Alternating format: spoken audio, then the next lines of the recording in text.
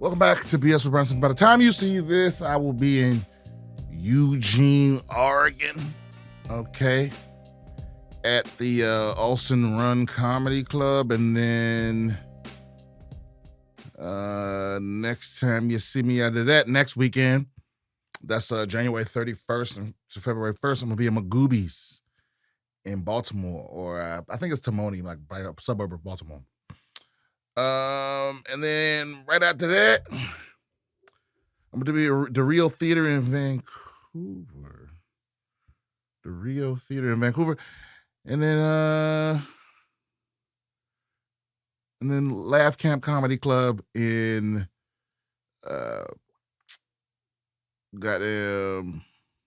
St. Paul, Minnesota. That's what it is. All right, so yeah, get them tickets, BrianSimpsonComedy.com. Spread the word, tell somebody, those sorts of things. All right. So I got one joint. Okay. Classic question. I hope you're having a great day, Brian. If not, point me to the motherfucker that's causing you to have a bad day. We ride at dawn. But seriously, thank you for being so dope. I've seen you countless times at the mothership, and I can't wait to see what you have cooking next. Now, I know you've been asked this in a bunch of different ways, but hopefully my situation may add a little bit of nuance to bring out something new. I've been wanting to get into stand-up comedy, but haven't started yet, mainly because of stage fright. I'm also a little concerned that at 34, it might be too late to chase this dream. Comedy is my passion.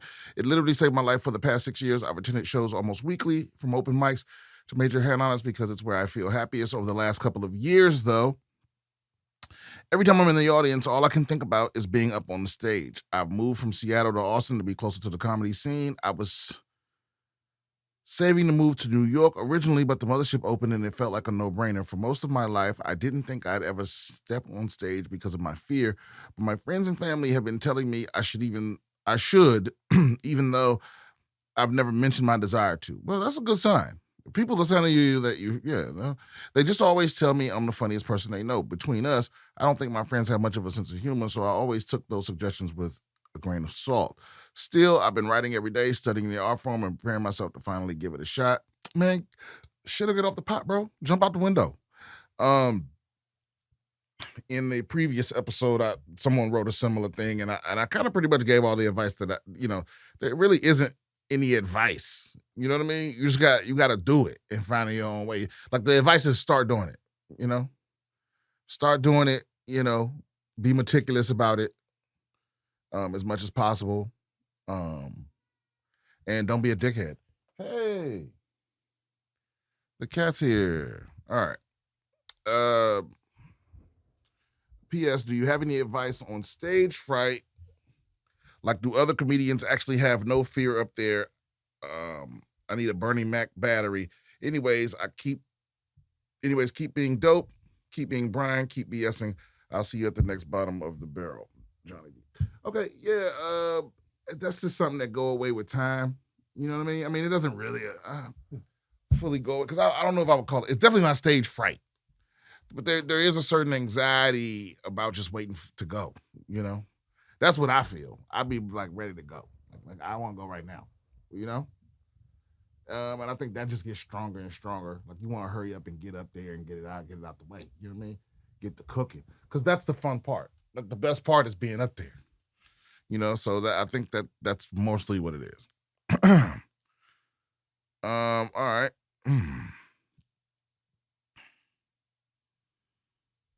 Oh, this is somebody writing back. Okay. Hey, sir, can't express enough, but it was freaking sick to see you read my email below on the pod. I geeked and sent that shit to wifey and the homies.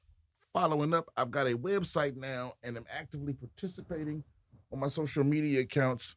I'm going for it. I'm in the process of establishing and promoting myself in order to make the great escape from my corporate gods. Be a stay-at-home for my 5-month-old daughter, and of course, create more art before I croak. I'm just going to keep swinging. Just wanted to say thank you for what you do, and if I can ever get another opportunity to rock out another piece, I'm here for you, sir. Any feedback at all is highly appreciated. Thanks, Josh. Everybody check out Josh at joshbstudios.com. Okay. P.S. If I'm able to make it to Austin, I'm 1,000% 100% heading to the mothership. Thank you again, boss chocolate. Yeah, no problem, man. I hope we see you down this motherfucker, man. Let me see what we got here. Hi, Brian. Love the show. If you need help going through voicemails, emails, clerical stuff, I get a lot of these, and I do. But I just always forget to follow up. I've told mad people I'm gonna follow up, and I don't. Good evening, Mr. Simpson.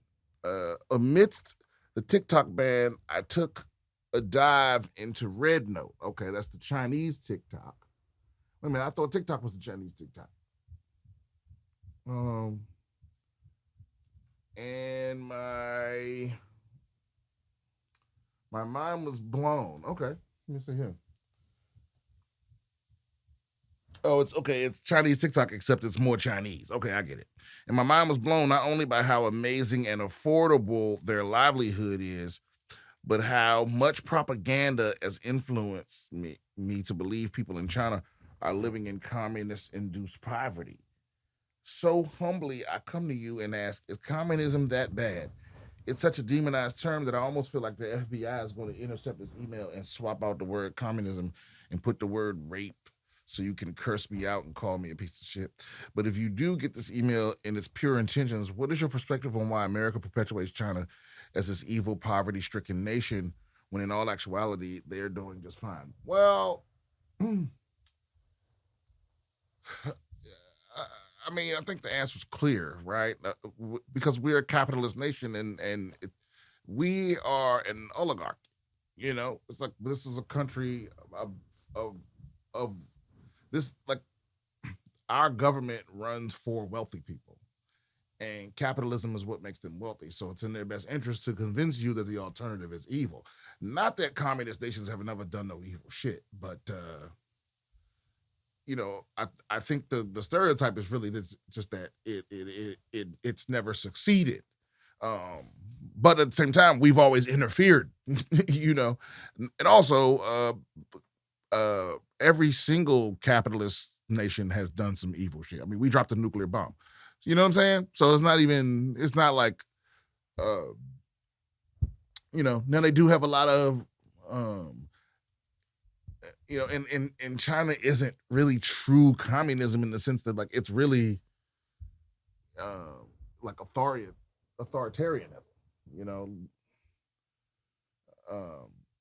So I don't know if we've ever actually seen pure communism in action, because it always turns into an oligarchy. It always, so I don't know. I think maybe the truth of the matter is that it's more susceptible to corruption. You know what I mean? It's more susceptible to corruption than democracy, because at least in our democracy, or at least in our oligarchy, I think they have to at least keep up the appearance that people have a say-so and freedom and that sort of thing. And in places like China, it's like the government is giving you no illusions that you're free to do shit. You know what I'm saying? So it's that kind of thing. But I don't know if either system is perfect. No, I think the best shit is somewhere in the middle,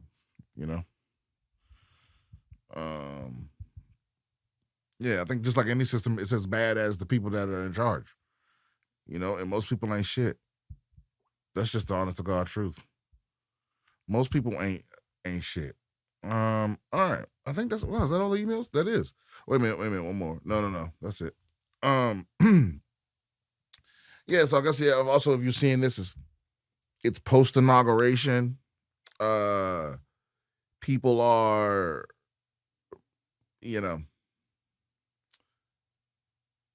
here's my thing. And I think I've been consistent about this. My cynicism is at an all-time high. I like, who's in charge of the government is going to determine how we die, but it's not going to stop us from dying, because at the end of the day, whether it's Trump or Biden or Clinton or Obama or whatever, it's like I said, it's a full-on oligarchy, and it has been for quite some time. And we've had great presidents that tried to prevent that. and they just been chipping away at it, and now I don't think they even really trying that hard to hide it. So it doesn't matter who the president is for real, because at the end of the day, they still have to do what rich people want. You know what I mean?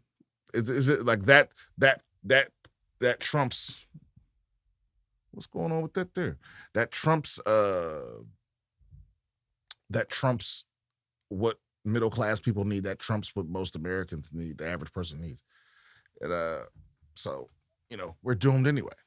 That's how I see it. And maybe that's just me. I accept that the criticism that, like, cynicism is an easy way for you to bury your head in the sand and just and throw your hands up and go, I'm not involved. And maybe there's some truth to that. Maybe my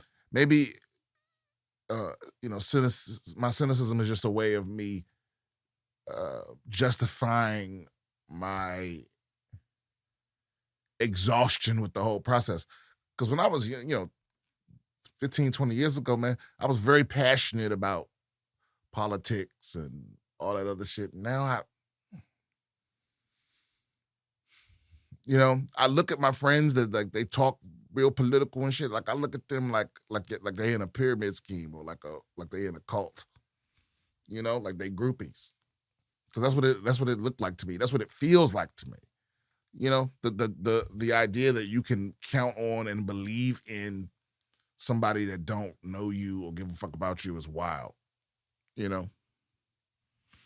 So that's what it is. By the way, I don't know if y'all know this. I am a Commanders fan. I was a Redskin fan for a long time. So they're going to the NFC Championship, and that's really what I'm going to be thinking about for the rest of the weekend. Besides doing my comedy, I think what Jaden Daniels is doing is unprecedented. It's kind of wild. I don't know if we quite had a firepower to duplicate what we did against the Lions, with their decimated defense and their star quarterback throwing three picks? Yeah, because the other pick was from someone else. So, and a fumble. So, could we have another game with a team that's supposed to beat us has 5 turnovers and we have 0? Can we do that against the Eagles? Jalen Hurts is hurt. So, can we bottle up Saquon Barkley? All of these questions. We'll figure it out. That's what's been on my mind recently. I've been playing Marvel Rivals, if you're wondering. It's not perfect. It's good. That's where I'm at right now. So let's get into these damn articles here. Florida officer fired after she accidentally shot a driver with his own gun during a traffic stop. Wow. A Florida police officer, damn, you always got the cat hair on the microphone, man. Whatever.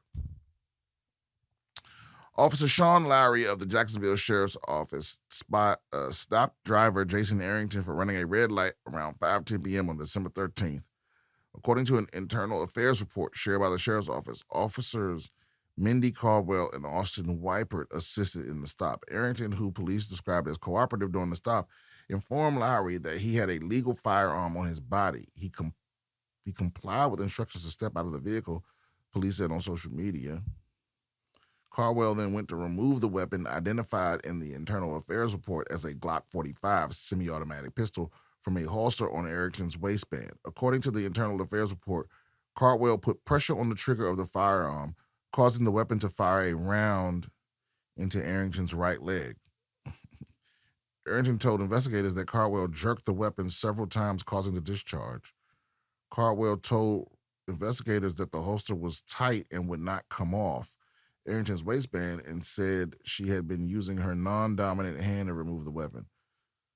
Police released body cam footage of the incident from all 3 officers. After the gun goes off, Lowry can be heard yelling, "Holy shit," and Weipert can be heard asking Arrington if he is okay. Weipert and Lowry instructed, "Is he okay?" To me, that is nothing irritates me more than somebody watching something terrible happen to you and asking you if you're okay.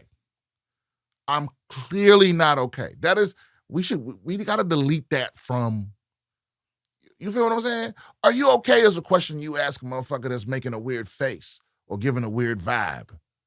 You know what I mean? Is everything, because they could just be reflecting, contemplating, deep in thought. They could be making the face because they smell something weird or whatever. There's all type of reasons. Like, are you okay is something you ask people when you're not sure how they're feeling. You know what I mean? But if you just watch a motherfucker get shot, they're not okay.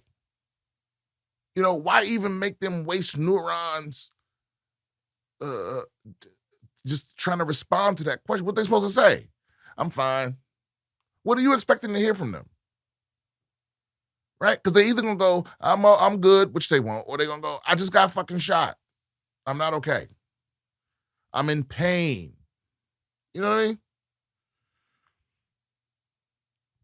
Wiper and Larry instructed Carwell to put the gun down, and the pair then radio for help. Wiper can be seen helping Arrington over to the side of the road and began applying a tourniquet. Blood can be seen on Arrington's pants leg. A tourniquet. Arrington was transported to an area hospital in stable condition. The internal affairs report said he told investigators that the injury had made it harder to do his job, which he said involved operating equipment like cranes and forklifts. An internal affairs investigation into Cardwell's behavior was launched. A charge of incompetence was filed against Cardwell, and she has been fired, police said. Cardwell had been working in an off-duty capacity under the office's Group Violence Intervention Initiative, according to the report. The initiative is meant to reduce crime while fostering relationships between law enforcement and the public. I respect that. The incident resulted in a new policy from the sheriff's office about how to deal with encounters where someone is illegally armed. According to the internal affairs report, now officers should not seize a firearm if a person is lawfully carrying it, according to the report. Well, no shit. Yeah, you shouldn't be trying to take, like, if you're having trouble removing the weapon from, whether they carrying it legally or not. Like, if you're having trouble getting up out of there, you definitely don't grab it by the trigger and jerk it. You know what I mean? Like, when do you grab a gun that way? Who does that? That's somebody that's not, dare I say, used to handling a firearm. Because I feel like, I don't know, man. When I was in the service, I worked in a pistol range for a little while, for maybe 6 months or something like that. And that was my only training ever with a pistol. That was my first time training with a pistol for those 6 months, 20-some years ago. And then the next time I got a pistol was when I moved to Texas. And first time at the range, and it's like second nature. It's like you simply don't, I mean, I don't know, maybe that's different because it was just drilled into me, It was beat into me, really. Keep your fingers straight and off the trigger until you're ready to fire.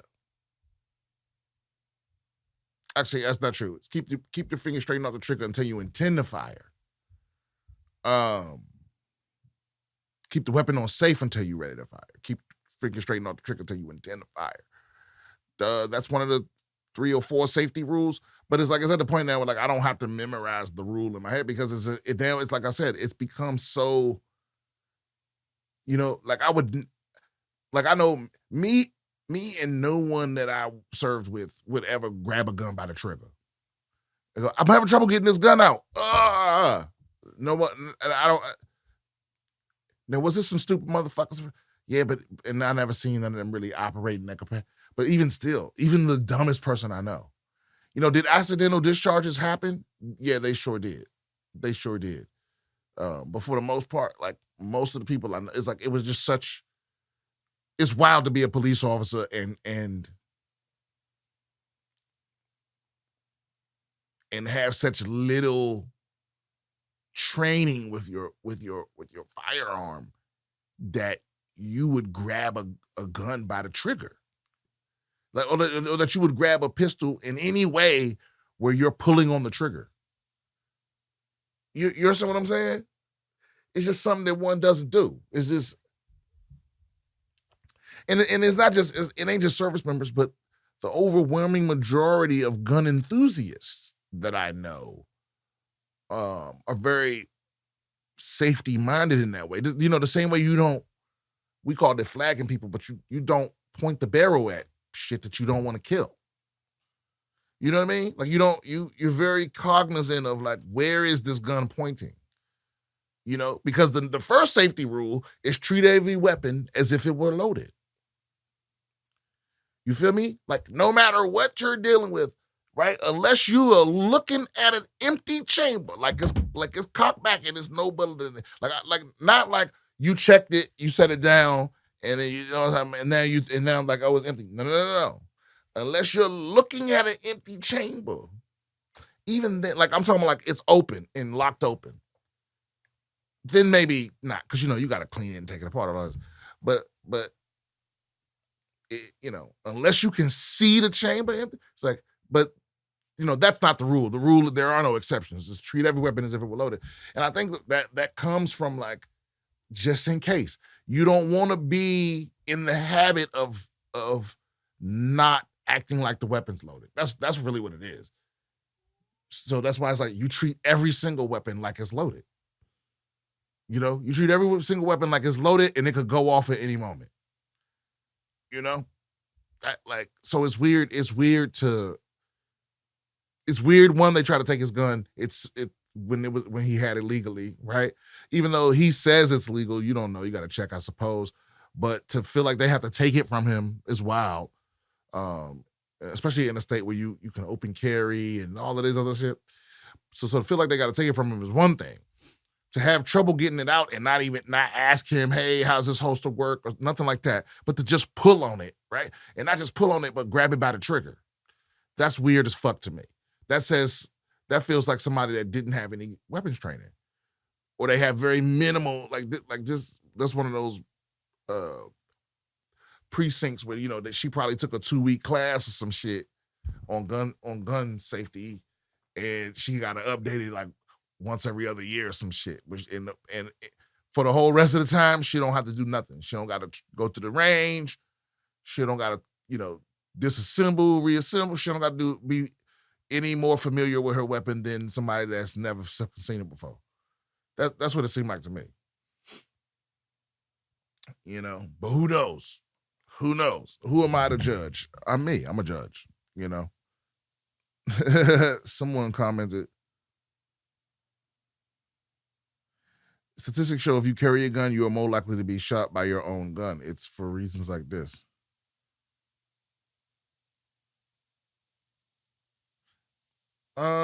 No, I'm pretty sure the majority of people that have been shot, it was with someone else's gun. I don't know. Yeah, we'll have to go over that because I don't know. You know, whenever people say statistics show or studies, where are you getting these from? Where's the statistics at? You know, or as my nephew would say, are the statistics in the room with us? Because I don't know. Okay, yeah, I think this is trolling. Mississippi politician files a contraception begins at Erection Act. I think this is a Democrat trying to like troll Republicans. A state senator in Mississippi has filed a bill entitled The Contraception Begins at Erection Act. As written by Senator Bradford Blackman, the bill would make it unlawful for a person to discharge genetic material without the intent to fertilize an embryo. There are also fines involved, the third strike resulting in the loss of $10,000 from the perpetrator. Yeah, bro, you got to nut in women only. Okay? With the intention of getting her pregnant. All right? Or it's against the law. Obviously, it's not going to pass, but I think this is a way of like sparking the debate of like, okay, why can't we restrict why can't the law be involved with what men do? I guess that's the point that they're trying to make. Yeah, and the unintended effect is, I suppose, it would just ban men from masturbating. You know, because women don't discharge genetic material when they masturbate. Well, not all of them. So, yeah, that's interesting. But again, it's not going to pass. But I am interested to see how many people vote for it, because I'm always shocked at that, of who votes for what, or when it's like protest legislation like this, who's behind it, you know? I mean, all the women voting for it for sure, you know? I mean, is every sperm sacred? Some would say so. Okay. The Lord gave you a billion to one, gave you a billion chances to create miracles. You gotta roll all those dice, buddy. All right. You gotta have babies like a farmer that doesn't want to hire immigrants. All right. All right. Next one. Last one. A U.S. court has ruled that elephants are not people. Well, I'm glad that that's settled. You know. Hey, baby, hold on. Wait, can I live? Let me get 5 minutes. We good. Yeah, you heard what I said. A bid to free 5 elephants from a Colorado zoo has been rejected after a court ruled elephants are not people. Okay. An animal rights group argued Missy, Kimba, Lucky, Lulu, and Jumbo were effectively imprisoned in the zoo and had filed. Come on now, get down. Had filed to have them moved to an elephant sanctuary. Okay. All right, I'm with that. It tried to bring a habeas corpus claim on behalf of the animals, a legal process which allows a person to challenge their detention in court. The Colorado Supreme Court said the matter boiled down to whether an elephant is a person and therefore had the same liberty as a human, ultimately deciding that they did not. It ruled 6-0 in favor of a previous district court decision that said that states' habeas corpus process only applies to persons and not to non-human animals. This was true no matter how cognitively, psychologically, or socially sophisticated they may be. Well, see, now, wait a minute, because I don't get that, right? So because that, see, this legal shit, so much of what we do is set on precedent.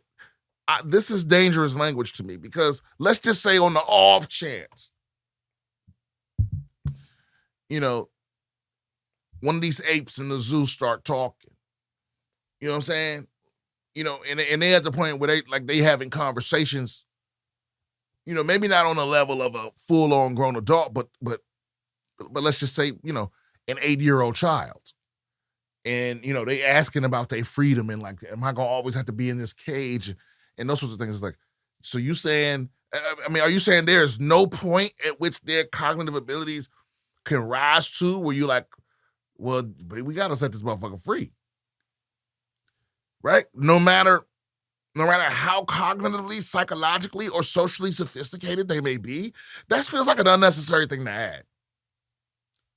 You feel me? Because I don't know about that. Because I feel like those are the things that decide whether we take, like this idea that, wow, how'd she open that door? Like whether we decide to treat something with this level of, respect and deference that we do a human, like the minimum human respect. Though I feel like those are the criteria, right? How cognitively, psychologically, or socially sophisticated you are, right? I mean, if we encounter an alien species, that's going to determine whether they're food or slaves or diplomats, right? I mean, that was the justification for slavery. It's like, well, they're not as cognitively or psychologically sophisticated. So it's weird to say that. To me, I don't, the legal system's fucked too. And maybe that's the source of my cynicism. I don't really believe in these legal systems no more like I used to. I didn't realize, I'm gonna tell you what really made me lose faith in all of it. It was the Young Thug trial. I'm gonna keep it a buck with you. Because, I grew up with the OJ trial on TV and the Michael Jackson trial on TV and the Menendez brothers. But this was the first time with my full adult brain that I actually paid attention to a whole trial. And when I saw the level of like corruption and violation of rights and all the things the prosecution got away with, all the illegal things the prosecution was merely warned about, and the rules they just flaunted and broke. And when I saw how much it appeared that the judges were on their side, like the judges giving the prosecution every chance to